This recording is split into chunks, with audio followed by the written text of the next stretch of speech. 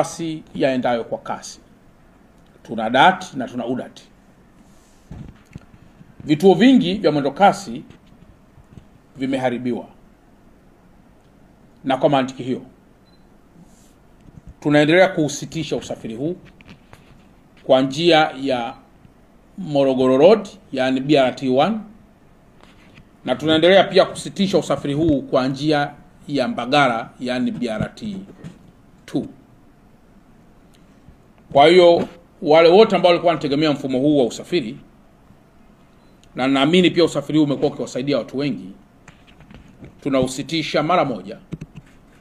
Jambo la kwanza, ili kufanya tathmini ya kina kuhusu uharibifu uliotokea.